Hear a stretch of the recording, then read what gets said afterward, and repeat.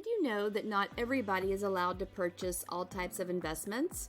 While just about anyone can start investing in an S&P index fund, for example, some investments require the buyer to prove a certain level of knowledge and/or financial level. Welcome to the RhinoInvestor.com educational series. Like and subscribe to charge along with us. For example, let's say one day you watched a YouTube video on how options work. In this example, you like what you hear and decide to deploy one of the strategies you heard about in your own brokerage account.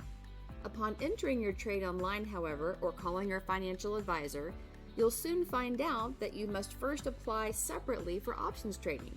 And once you apply, you'll receive an approval level congruent with your knowledge, experience, and financial level. This is because options, depending on how they're used, can be simple or complicated. Options can generate income, be deployed as a hedge, but they can also be used for speculation. Because of this, the Securities and Exchange Commission, the SEC, protects investors and ensures the integrity of the securities market by making sure investors understand any advanced risk and/or can financially handle the higher level of risk and requirements. That example shows us why the SEC could have certain requirements of investors for different investments. In this series, we're going to be talking about types of investments that do have certain SEC requirements of the buyer.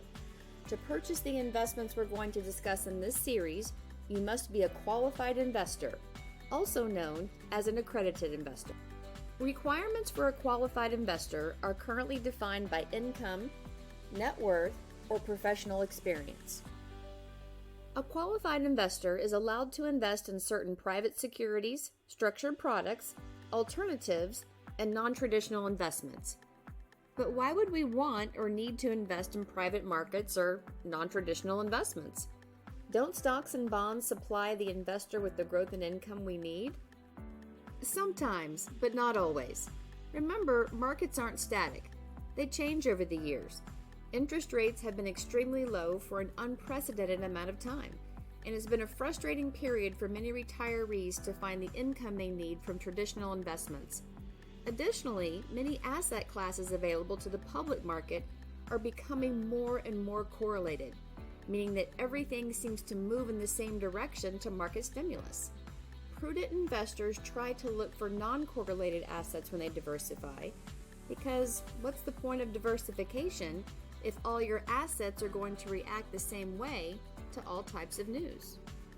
These market changes of low rates and heightened correlation in the public space has had many qualified investors searching for other ways to meet their goals. Consequently, the private market and alternative investment space of the market has grown significantly over the past 20 years. If you meet the definition of a qualified investor, it may be worth it to learn more about the basics that are available to you. Once you understand a little bit more about these markets, you can take the next step and learn about the specific offerings in this space to see if they're a good fit for you. Send a question my way if I can help. But for now, keep going in this series. Up next is our video to help us learn about private versus public markets. See you there.